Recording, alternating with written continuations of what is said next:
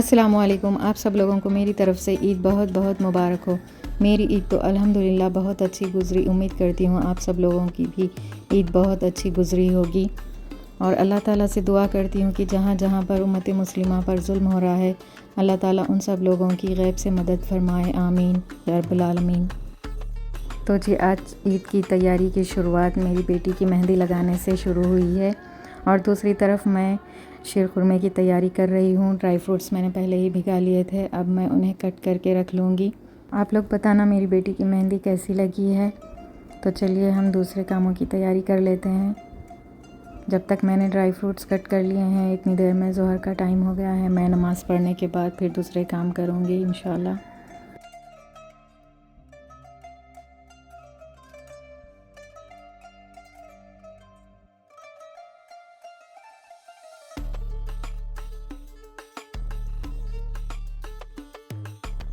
नमाज़ पढ़ने के बाद कुछ बाकी के और काम निपटाने के बाद इतनी देर में इफ़्तार का वक्त हो गया।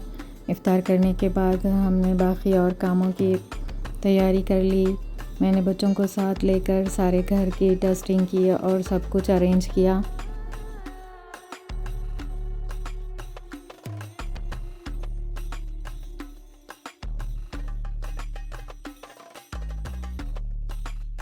ये सारे काम मैं एक दिन पहले ही कर लेती हूँ क्योंकि रात में से ही मुझे पकाने की तैयारी करनी होती है, तो फिर दूसरे काम नहीं हो पाते। इसीलिए मैं ये सारे काम एक दिन पहले से ही कर लेती हूँ ताकि सब कुछ टाइम पर हो जाए।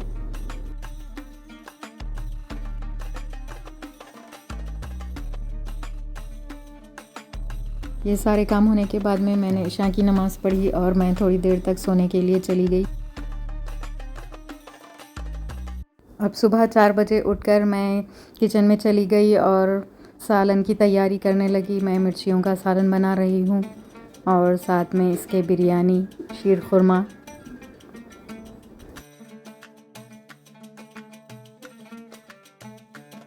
मिर्चियों का सालन हमारा बनकर अब तैयार है। मैं अब दूसरे चूल्हे पर प्याज तलने के लिए रख दी हूँ।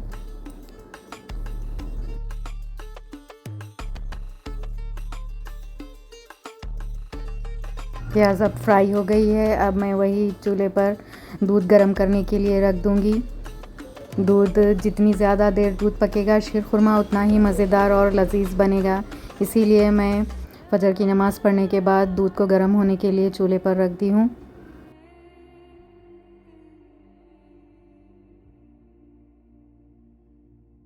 दूसरी तरफ मैंने चिकन भी धोकर रख लिया था। अब हम चिकन की यखनी भी बनाकर रख देंगे। थोड़ी देर तक अच्छे से मैरिनेशन हो जाएगा जब तक सारे काम निपट जाएंगे।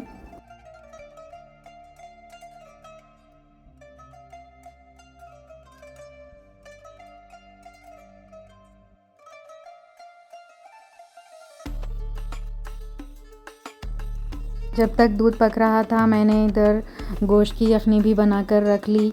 इतनी देर तक दूध भी अच्छे से बॉईल आ गया था। अब मैंने दूध को लो फ्लेम करके उसे 2 से 3 घंटे के लिए पकने के लिए छोड़ दिया था।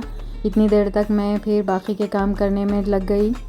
ईद के दिन हमें बिल्कुल भी टाइम नहीं मिलता, हर काम हमें मैनेज करके करना पड़ता है। यखनी बनाकर मैंने साइड पर रख दी है। अब इसके बाद मैंने ड्राई फ्रूट्स तलने के लिए चूल्हे पर पैन रख दिया। अब इसमें मैंने घी ले लिया है और सारे ड्राई फ्रूट्स लो फ्लेम पर फ्राई करके मैं निकाल लूँगी।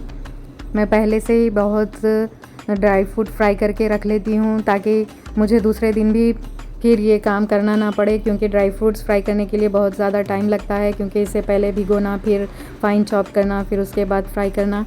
इसीलिए मैंने ये पहले से ही सब कुछ करके रख लिया है।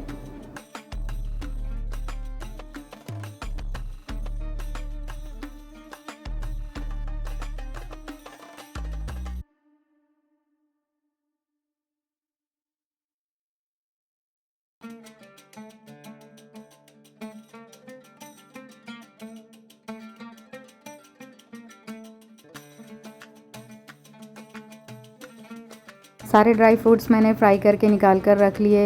इतना काम मैनेज करके करने के बाद भी टाइम कम पड़ ही जाता है। अब हम शीर खुरमा बनाने की तैयारी कर लेंगे। दूध बहुत अच्छी तरह से पक गया है और बहुत कड़ भी गया है। देखिए दूध का कलर कितना लाल हो गया है। अब हम इसमें खोवा शामिल करेंगे। खोए को भी थोड़ी देर तक पका लेंगे।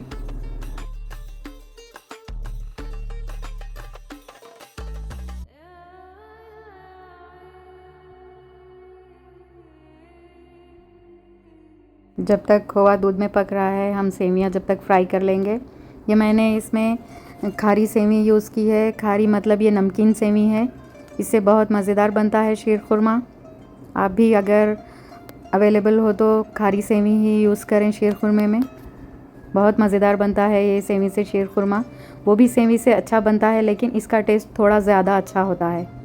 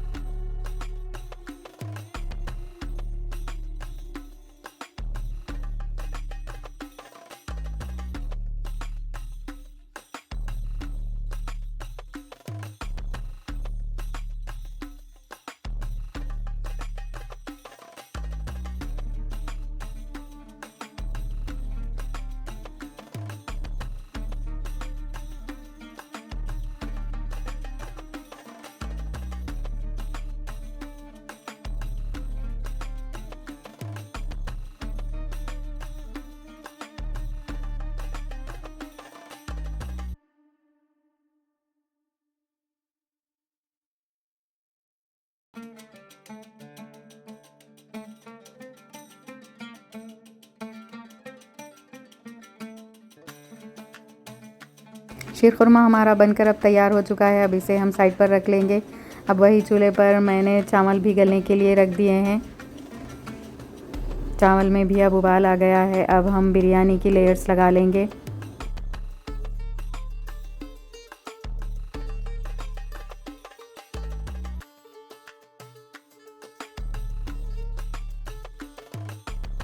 घर बिरयानी की रेसिपी आपको देखना है तो मेरे चैनल पर इसकी रेसिपी मौजूद है। आप वहां जाकर इसे चेक करें। अब हम शीर खुरमे को सर्व कर लेंगे।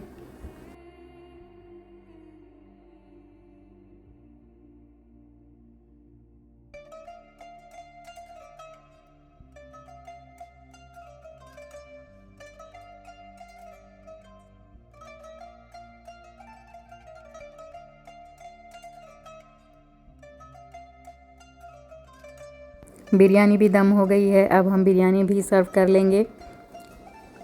इतनी देर में नमाज़ पढ़कर आ गए हैं मेरे हस्बैंड और बच्चे भी।